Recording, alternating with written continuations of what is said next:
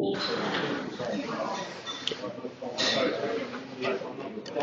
is this so this will be a hot mic.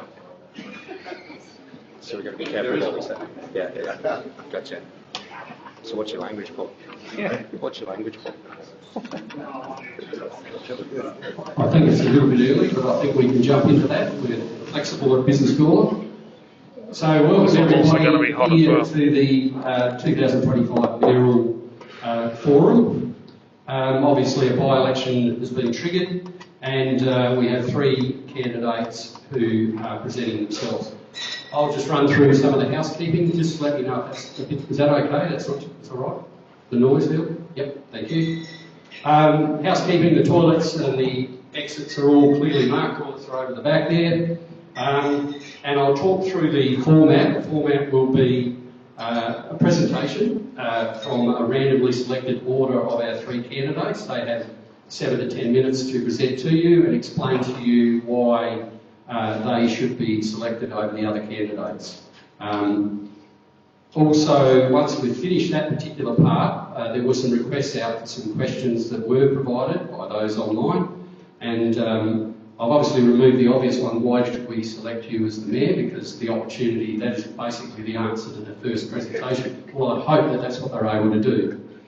So without further ado, I think we'll jump straight into the presentation and I will look to my left to, we will randomly select who will be first, and the order is 1, 2, 3 from left to right. So number 1, so it looks like Paul, you're up here. From his left, yeah. Number 2. Sorry, it was number 2. Oh no, one's first. One's first and then number 2. So I am one today. So, yeah, you're up. I've been told that before. Yep. You can come up here, or you can. Yep. Okay, thank you, ladies and gentlemen, and my fellows on the right here. Great couple of guys. I had the pleasure to work with them for 4 years on council before. I put my hand up this time basically because being on before, and I've done a bit of work around trying to improve the main street of Gawler region parking. I was on council with Bruce Eastick in relation to putting in the Woolworths Centre and Big W and 3-tier car park. We did this because we needed to produce a better outcome for the main street. That's why I think I have a record where while I think I'm the best person for Mayor, is I think I've had a record over years of trying to influence parking controls or ideas that the main street can benefit from. And as we know, over the years it's always been a bone of contention in the fact that we can't park. There's not enough disabled access and things like that.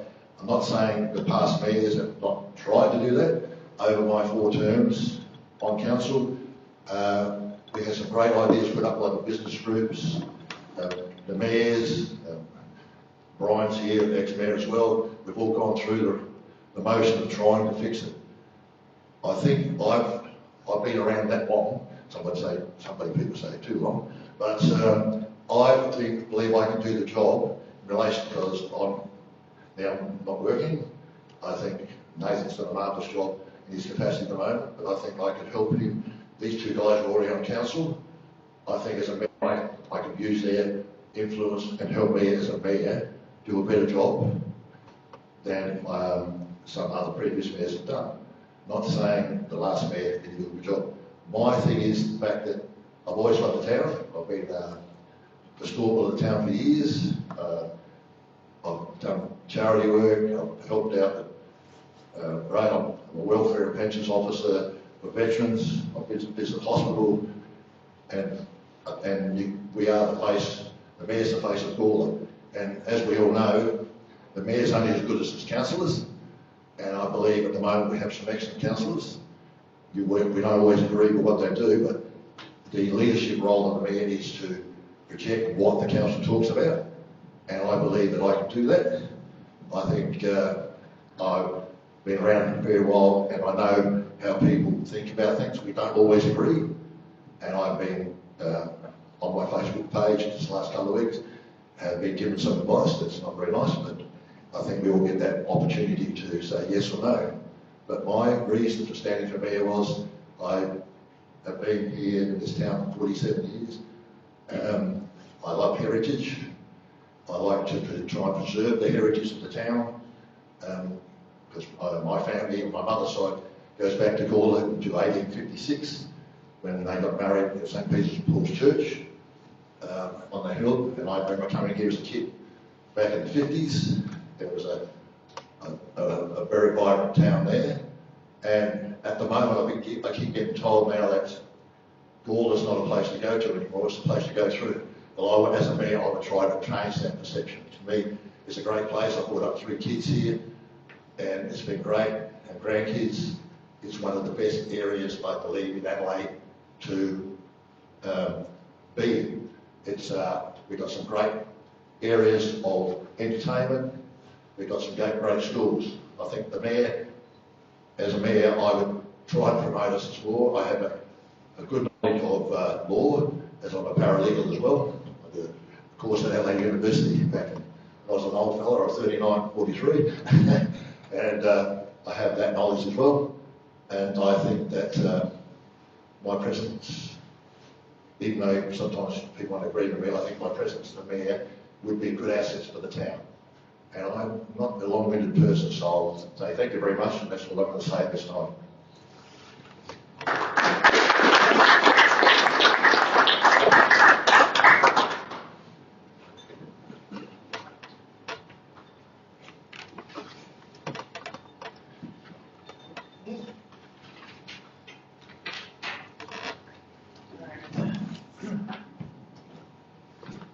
Thank you all for coming today and for being engaged members of our community. I'd like to talk to you all about building houses.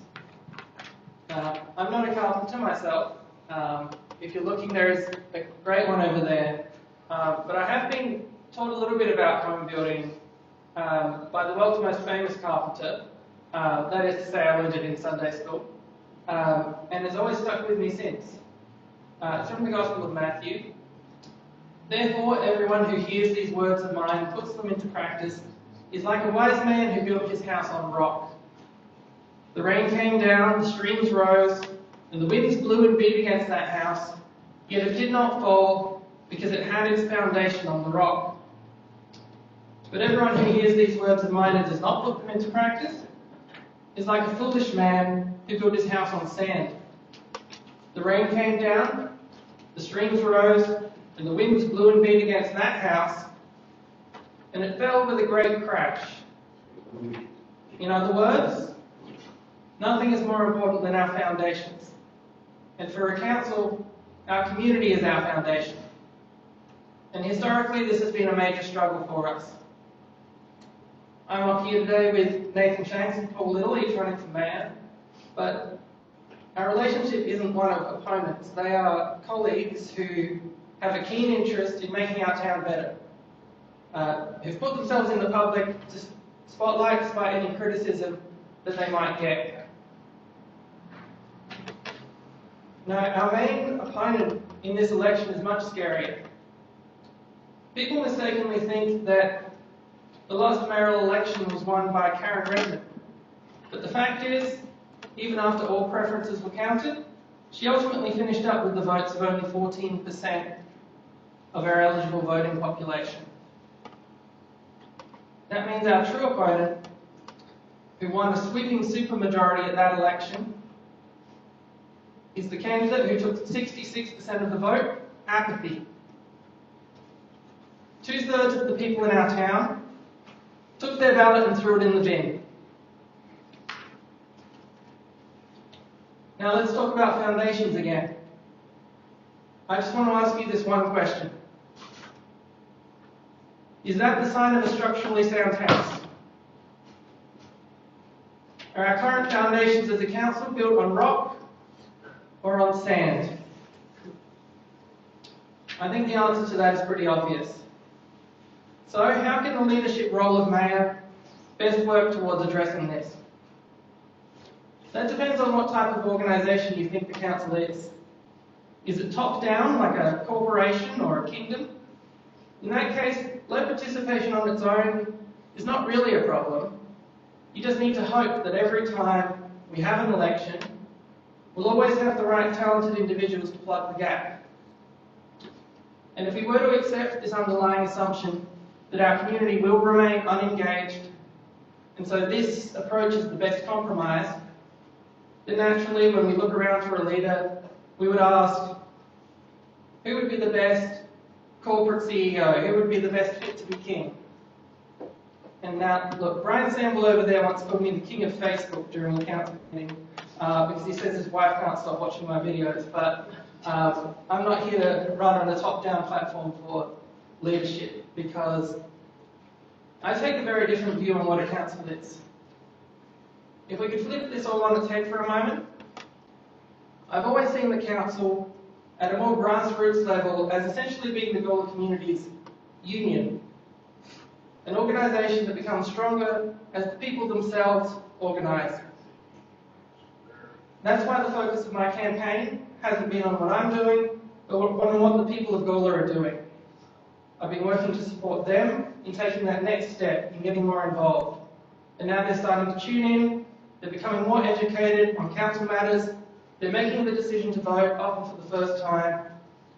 And when people feel a sense of ownership over their council, it changes everything. I've long believed this, which is why one of my achievements on my first term on council was introducing participatory budgeting, where people have a direct say over part of our budget. This one's just for small-scale projects, for community infrastructure costing $20,000 or less. But it means when someone passes by a bench that they voted for, they take pride in that bench. They say, that's our bench.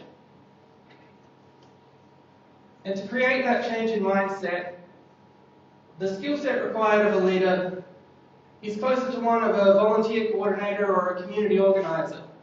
It requires public leadership. Of course, to some extent, the role of mayor is an all-rounder position, and you will need several skills. You do need to be across the council's financial situation. There are, just to note, only 2 elected members who sit on the council's audit and risk committee. One of them is the acting mayor, and the other one is myself. You also do need to maintain professional relationships via networking, because keeping lines of communication open can lead to new opportunities. That's certainly not something new to me. Just last weekend at the Gawler show, I caught up with people from all levels of government. Our federal MP, Matt Burnell, his office staff, Mr. James Agnes at the state level. I even got the chance to sit down for a talk with the new mayor of Light Regional Council and his wife. But first and foremost, the reason we have elected members at all is because they exist to represent our community. And that means having a council that doesn't hold itself at arm's length from its own community or only makes decisions from the top down. It means a council that people can actively take pride in. And a council that they feel the sense of ownership over. A community that will look at our beautiful town of Gawler and say, that's our house that we built together. Thank you for your time.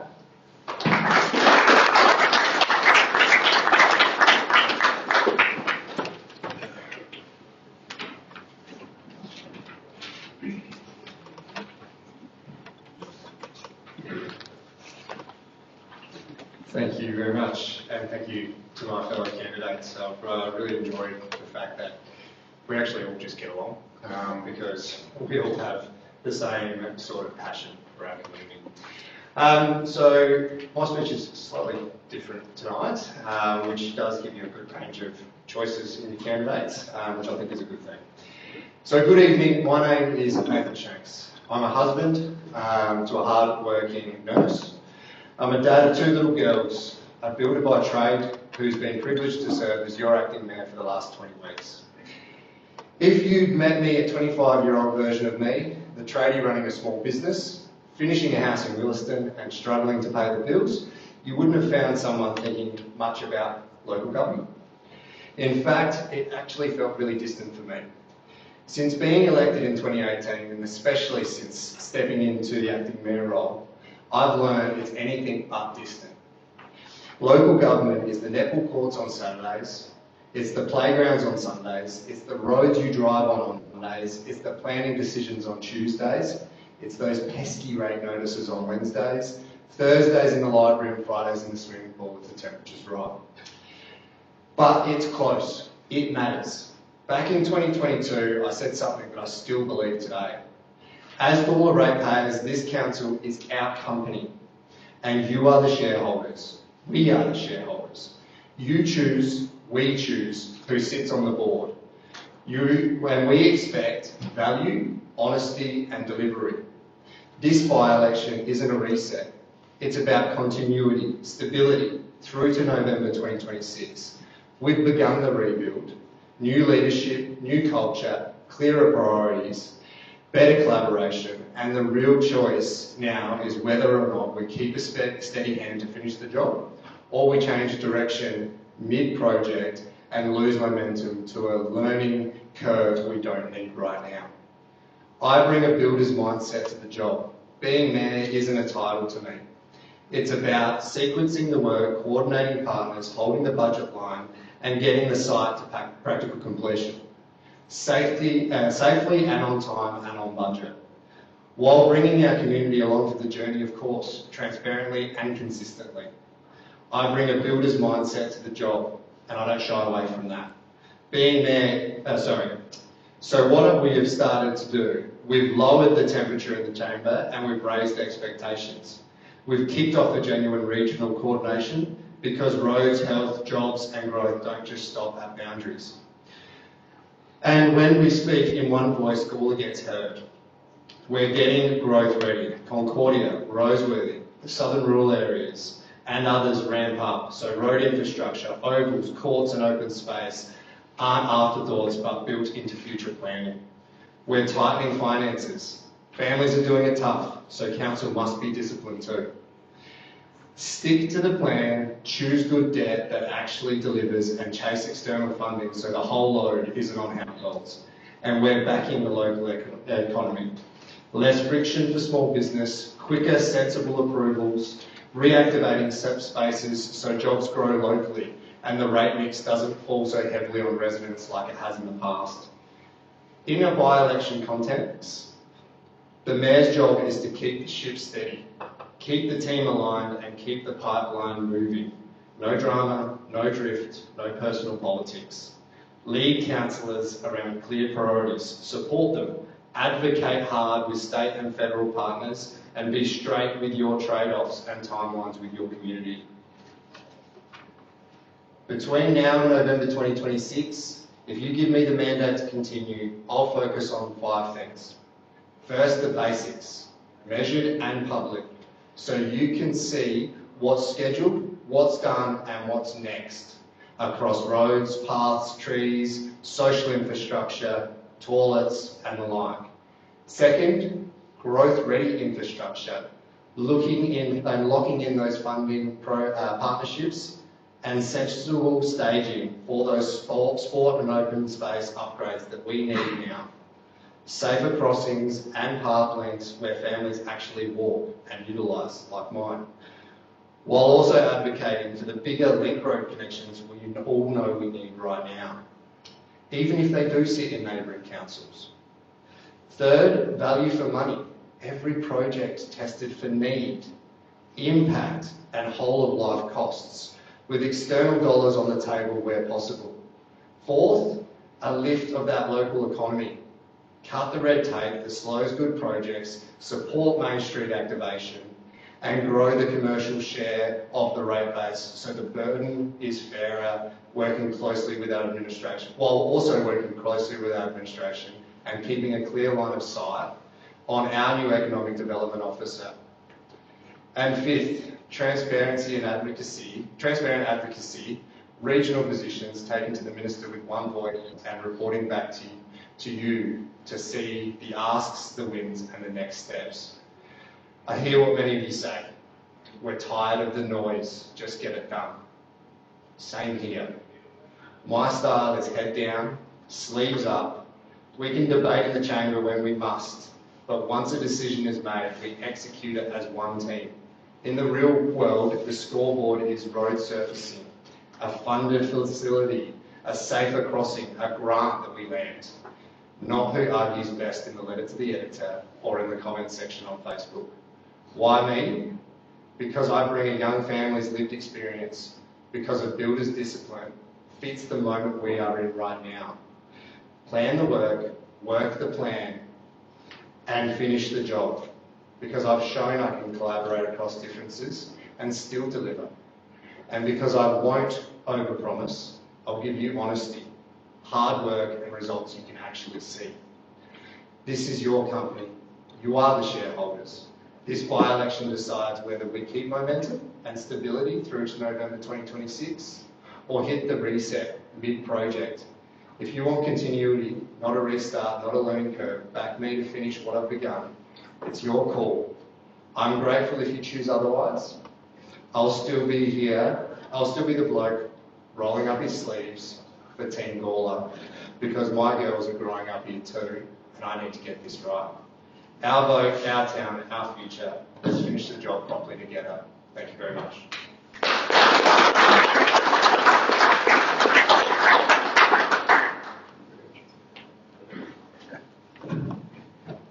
Thank you very much. They all provided within the time frames that are allowed, so obviously I allowed too much.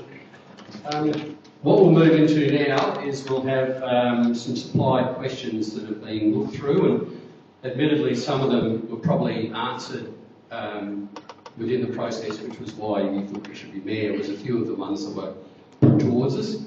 I'll jump to a question put here, and what will happen is that my esteemed colleague over there will pull a number out, the three numbers on the order in which they will be answered. This is an attempt to provide some fairness so that obviously for some people it'd be good to be the first one to answer, otherwise, or the second might be an advantage. So what do you have for me? I don't know what again. I'm sure it's not stuck in figure. We need to swap seats. Well, there's only two options in there. I've got no choice. All right, so you can stay in your seats there if you'd like and use the microphone and hand it between two of you. So can the candidate explain their relationship with our bordering council, state and federal members, and how they plan to maintain those relationships should they be successful?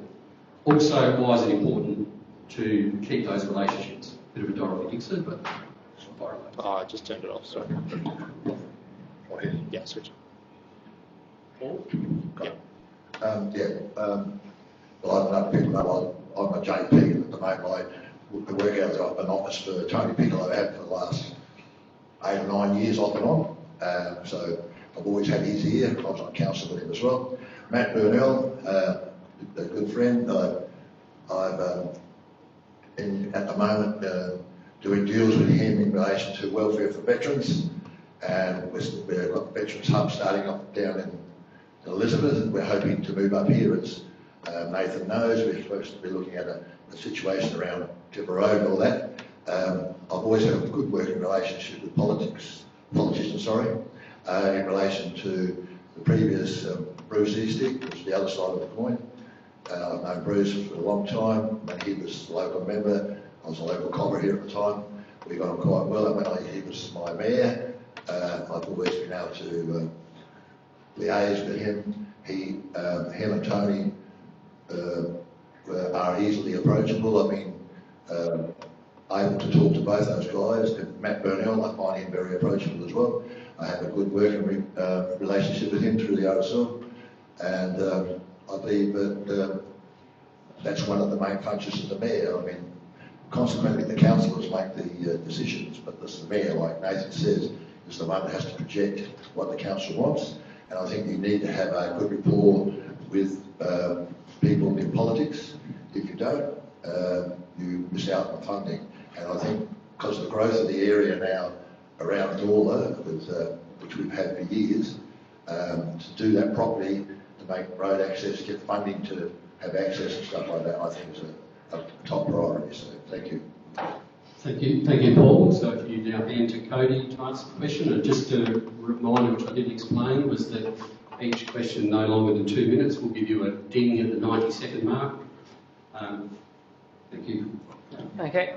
Yeah, look, I have a good working relationship with, I did cover it a bit in my speech. I reached out to all three levels of government at the Gawler show, which is just one of the regular things that I do.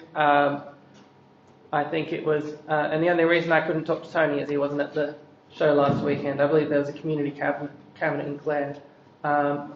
But it's very important to have strong relationships with your region because it is something that gives you the opportunity to learn about things, for example, that are coming up, get the chance to get in on it early. I think one of the things that Nathan has been doing that I would like to continue, if Mayor, would be the regular catch-ups with the CEO and with relevant people, the MPs, the planning minister, etc. Because I think we do need to be in communication there. So, yeah. There you go. Thank you, Nathan. Yeah, thank you. So it's probably an easy one for me. I've had a big passion piece, especially this term, to actually set up a regional roundtable that actually puts mayors and CEOs in the room from Gawler Council, Barossa Council, Light Council, and Adelaide Plains Council. And there's a reason for that. In my opinion, I would hate to see us be swallowed up by our neighbouring metro councils being Playford. And I think we need to be positioning ourselves to project our unique identity, which is that gateway to the regions piece. And we do need to be working and collaborating quite strongly with our neighbouring councils because we're on one of the biggest growth fronts in the state. And if we're not all working together and we're all in silos, unfortunately, we're not going to get those big ticket outcomes. A good example of that is the link road from Barossa Valley Way out to Sturt Highway, for example. I think if you've lived in Gawler, you understand that we need that link road now. And Gawler Council has been doing a lot of work in its greater integrated traffic study that actually gives all the numbers, facts and figures that makes a good case should we have the opportunity to turn around and say, hey, state government, we actually don't want you to use your normal triggers of 3,000 allotments in Concordia triggers a major infrastructure piece. Here is all the data right now that shows your road network is at capacity right now. And obviously, with that regional collaboration group, we have our state government partner, Tony Piccolo and James Agnes on. Matt Burnell, I talk to him quite regularly, and I've got 6 weekly meetings with Nick Champion, the planning minister, about that particular item. But I've got a whole list more, but I'm going to get timed out. Thank you very much. Now I'll look to pull the numbers out of the hat here again. This is probably somebody else is going to have a go. Oh no, I can't. Sorry. I'm sure it's stuck to your finger. Was that one again? One again. Here's one again. And you probably want to be first on this question. Two. Change Tell us about actually restore the seats. Yeah. Have you got horses? You train horses. Okay. This is a pretty soft question, but I think it's important. What role do you see community groups playing for the next 12 months and the years following? And what will you do, if elected, in supporting or engaging with those community groups and how that will go? Great question. I think that's the most important thing. I think the service clubs in the town are the backbone, like sporting clubs, people like Apex, Rotary, RSL, Kiwanis, all those we need to engage a lot of them. I think without those clubs and their support, some of the activities in Gawler wouldn't exist. I think, and throwing back to what one of my colleagues just said a while ago, to have a roundtable sort of situation when you get all those together would be an ideal once every couple of months to work out which direction they're going in. As we all know, volunteers are hard to get now in a lot of areas, so if we engage them to contribute as a selected body together, maybe we can feed off each other and be able to assist each other, like the classic is the RSL is so much help with Apex and Rotaries with certain events. It'd be good to bring other people in as well to the whole town. And I believe, like we've got the tennis club and things like that, but everybody's got committees. It'd be nice to get them all together at least 2 or 3 times a year so they can bounce off each other ideas. And most times we could most probably agree with about 90% of what we want to do, because most service clubs are there for one reason, to service the people of the town. Thank you. Cody? Thank you. Yeah, look, this one's in, I guess, my field of specialty. I've already been doing a whole lot of work in promoting our local community groups and small businesses and all of that sort of thing, because they really need support. And as Paul was saying, volunteers are hard to come by, and a lot of people just don't have the support on their own to be able to,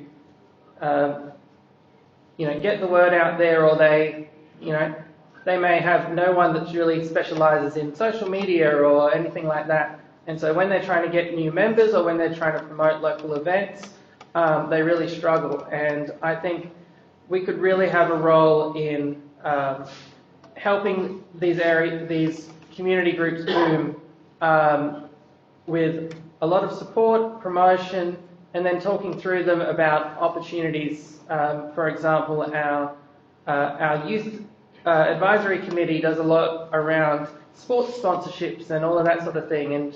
And I've had some good discussions with groups that just didn't realise, if your child is competing nationally, you can come to the council for help. And so I've given those forms, etc. So yeah, definitely very important to support our local community groups. Thank you. Yeah, again, this is one of my passion pieces as well. I actually started a working group with our 3 major sporting clubs, just as an example, because what I was noticing was we were seeing groups come in and come to council and saying, hey, we want this, we need this, you need to be investing in this. And then the next week another one would come in asking the same thing, and it was almost like they felt like they needed to compete with each other off the field, funnily enough, and it was almost like they thought there was an account somewhere with a certain amount of money, and if they jumped up as loud as they could, they would get it first.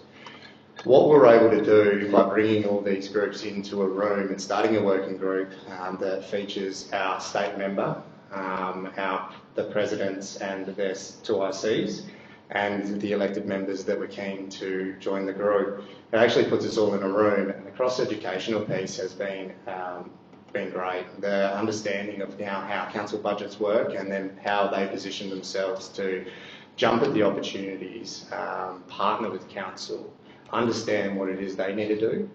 A good example of this, even though they're not on the working group, is what we've been able to achieve at the Gawler Tennis Association. That was based on a discussion that I had with the now president, who's actually currently in the room now, about what they needed to underpin in their strategic direction. Where do they see themselves in 5 years, and make sure that their strategies aligned with our strategies, our community plans. And what they did was actually position them speaking the right language for our grant opportunities. And again, there's another list in the back end, but it's all about working together to understand the strategies, the business plans that they have within their organisations to align to the council opportunities. Not sure I want to ask them, but try again. What have we got? Number 1. Surely I'm holding on to it. I got 3. Oh. Right, now choose the next 3. I got 2. Excellent. So it'll be in reverse order. This question has one question, but there are several considerations that we'd like taken on board. The question is, do you have a vision for ensuring a vibrant Main Street retail trade that includes the entire length of the Main Street, and balancing the need for heritage and growth in particular? And I suppose my spin on this is, we in the business community hear this all the time. Yes, we're all supportive of it. Yes, we want it to happen. But how do you make it happen? And I'm referring to the recent Genos decision and how that went. So I'm trying to put you on the spot here a little bit. I want you to ask and how you would look at that in the context of that particular scenario. And I've only got 2 minutes. I know, I almost feel like I'm all comfortable with them all giving 3 minutes each. If you were comfortable to have 3 minutes. I feel like this is a bigger topic. It is. So, as a builder and as someone that's very passionate about heritage buildings, even so much so that I'm actually putting my money where my mouth is, purchasing an old building in the town of Gawler. The goal there is to be able to show what actually can be done with heritage if done properly. I think for too long there is maybe a misconception around heritage buildings in our main street that you can't touch that, that's heritage. You can touch it, you just need to know, and you need to know who to ask to help you to touch it realistically. And the right development protects our identity that we have here in Gawler that we all know and love. And paired with that, we actually need to be able to support that residential model, living up on those second stories, those third stories. That's why I'm certainly around GNOS Group esque development to actually be able to show the rest of the industry, the rest of the state, hey, we're actually open for business. We don't want to be dead. We actually want activation. And I think some of that foot traffic activation comes from the old school way of people living on the main street, walking down the street, not having to park, not having to, again, parallel park on the main street, just walk out your front door that is on your main street, down the stairs on the main street, enjoy one of the many great cafes we've got in town, shop local and the like, and return back upstairs. Now, what I don't like, and is it a problem that we do need to seriously look at, is the amount of cars that we actually have coming through Gawler every day, and it is that cut-through model. We need to ensure the Town of Gawler's identity is kept, but it is easy for punters to be able to come into Gawler, stop in Gawler, shop in Gawler, rather than get frustrated that you got held up at Mill Street Bridge and then you just keep on continuing through. I think if we don't get that piece right, Concordia coming online up the road, I think what that can end up doing is provide a better offering that is designed for cars, not horse and cart like what our town is, which is something we should be promoting. And we could potentially be ring-routed around because realistically it's easier to get around Gawler than it is through. So we're trying to work with our town centre framework. We're trying to strategise around what that looks. There's a lot of different opinions about it. And yeah, I think we need to collate all those opinions and get back to the data of what works in other areas around our country and around the world, realistically. Thank you, Cody. And yeah, look, just to touch on the traffic side of it, there is an issue, especially, I get a lot of complaints about trucks. Trucks taking out verandas, trucks just going down streets they shouldn't, taking out more verandas. It's something that we need to work on at a state and federal level. The routes, the bypass roads, etc., and that's what we are working through at the moment with, for example, Concordia. And so definitely keep a lookout for that one. But the town centre itself, I think it has a lot of potential, and I think a lot of the struggle is in the fact that we have a lot of old buildings and people don't know what to do with them, and also there's no real financial incentive for a lot of them to, not the tenants, not the people in the shops, but the landlords to do up parts of the building that are all of those unused second floors and unused basements, etc. And when you can get that going, it really makes a difference. And I'll just shout out in particular, Wayne from Tabletop Warfare's here.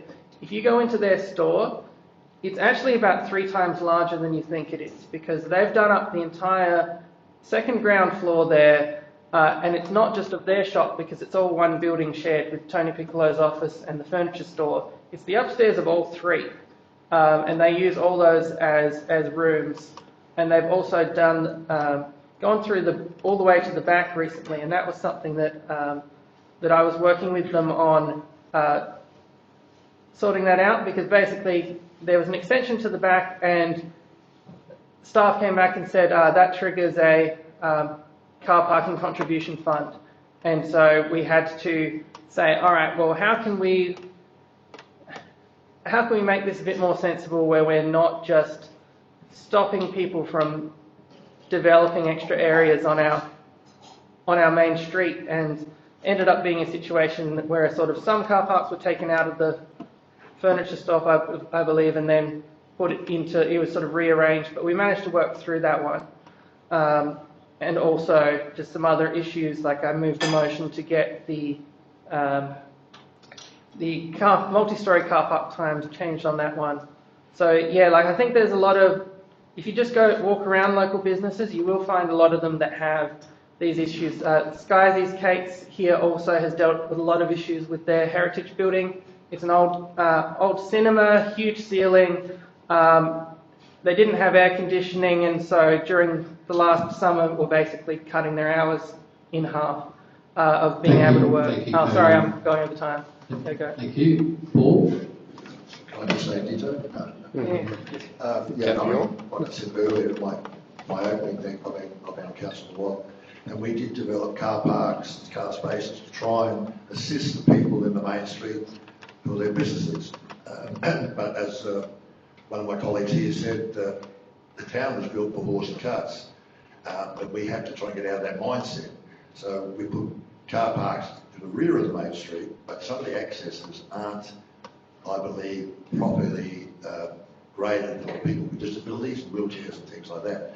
I would like to see that sort of situation change and put more yellow areas coming from the main three-tier car park. It's designed especially for people with wheelchairs and walkers and things like that, so they can get to the main street, because the footpath of the main street is suitable for those apparatuses, but sometimes to get there is not viable because of the access, and the parking in the main street is always a premium. I do a lot of shopping in Gawler. I love the place. Walk around it, a bit like Cody and Nathan. Like I was there the day for an hour or so walking around. I enjoy it, but you do have an issue sometimes with parking.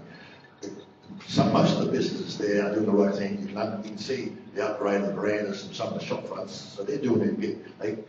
We still need, as a council, to improve access from those car parks that we've developed, so that the people in the main street and the businesses get a good solution to that area, so that people will say, I'm going to go to Gawlers today. Yeah, the car park at the back is pretty good now, because you can access for wheelchairs, we can get through the main street and navigate that area quite well. We're never going to solve the problems totally, because I've been on council under 4 different mayors, and we've had some great roundtable discussions, and we've put up some great ideas. Some have worked, some haven't. So, but I think to start off with what we did was with the car parks back in 97, 98 was a great start to that, but we didn't finish, in my belief, we didn't finish the plan properly. So I would look at that as one of my main reasons to try and enhance the main street. Thank you. All right, we'll revert to the 2-minute response, and again, I look to Leon to pull a rabbit out of her hat. Oh, 3. 3. Oh, that's good. Followed by.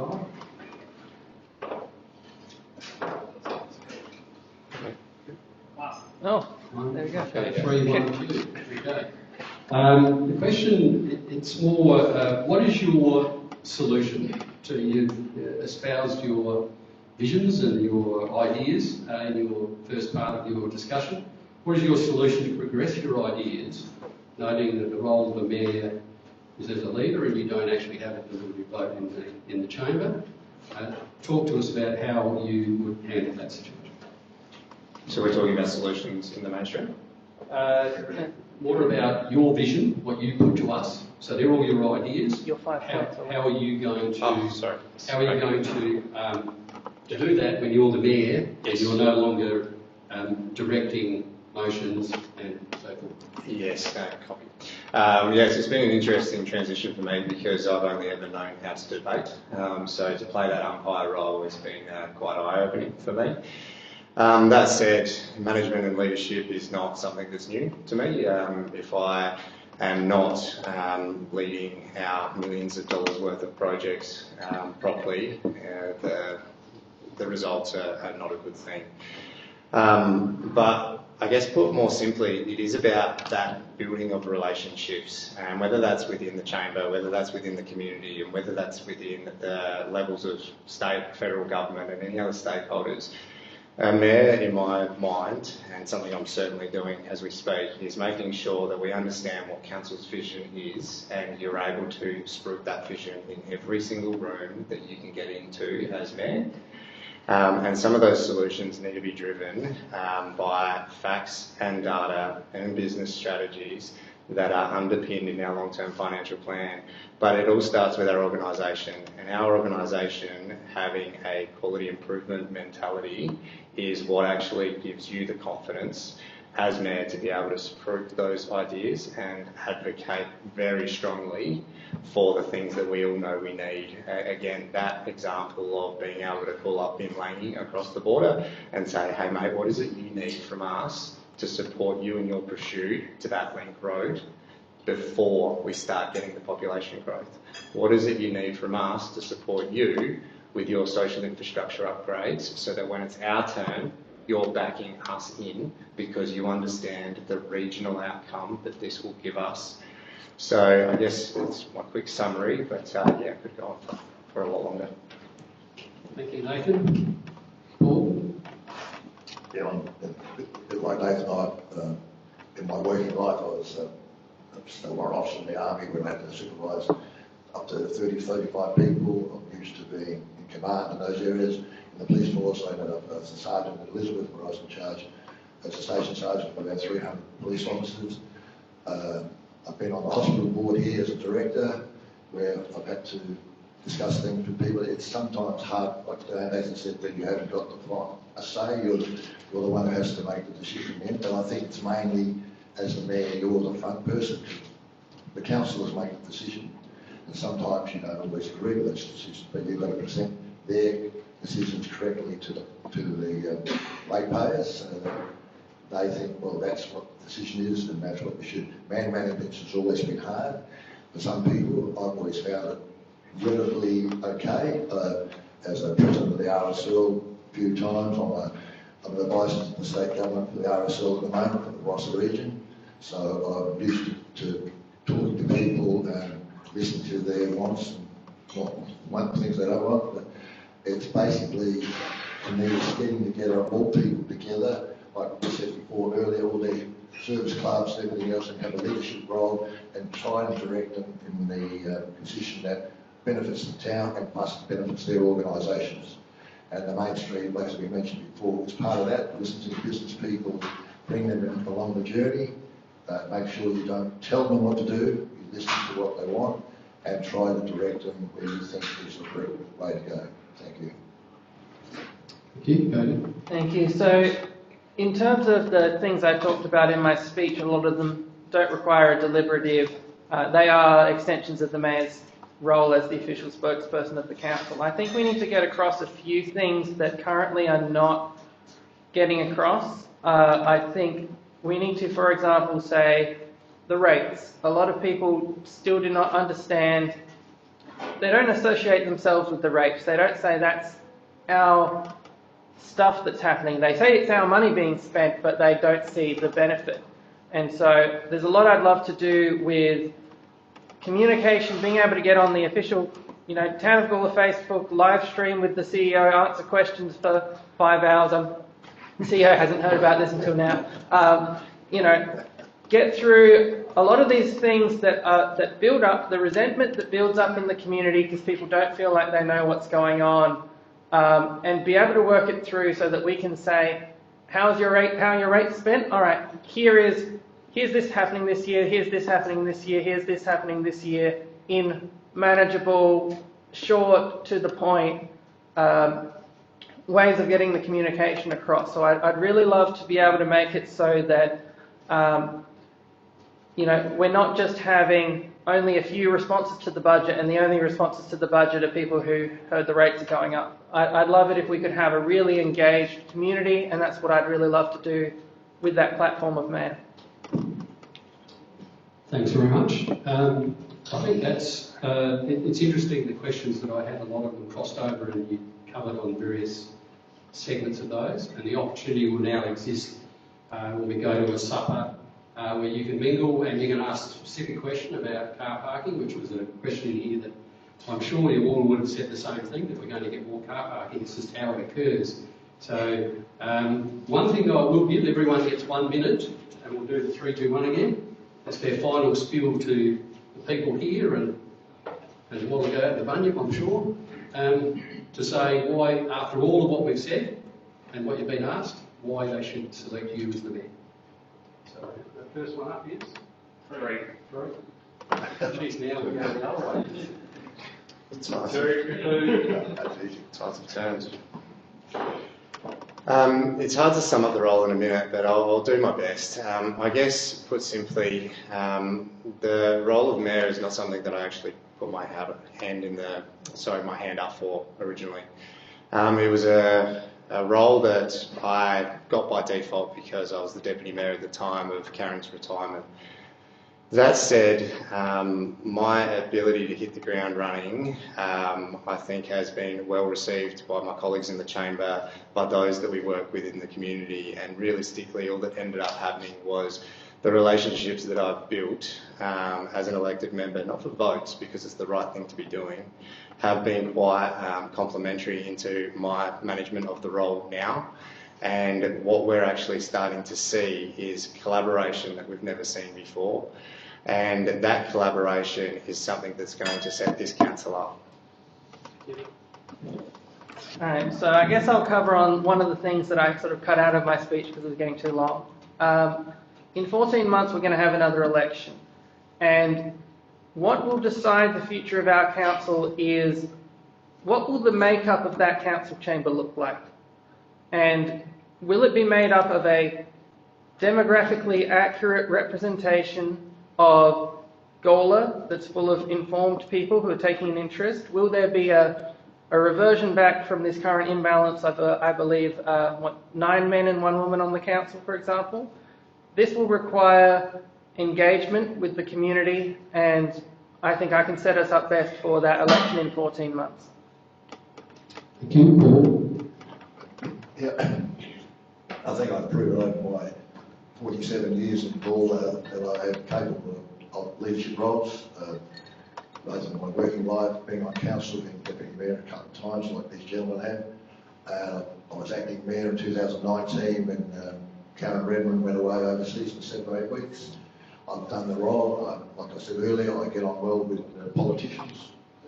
I love talking to people. My wife sometimes says I talk too much, but that's I've always been that way. So, but yeah, no, I think, I'll sum up the fact that these 2 gentlemen on my left, I had the privilege of working with them for 4 years. I think the 3 of us are capable of doing the job. I think I'm just slightly a bit better because of, not because of my age, but because of my experience. Thank you, Paul. And yes, I'd like a round of applause for all the 3 candidates. And thanks to everyone for coming out tonight. And there's some light supper provided there, and help yourself and take the opportunity to mingle with our candidates and ask that specific question about your footpath, the car parks, whatever that might be, so you can get an assertion from them. That's what we're going to do. Thank you very much, everybody.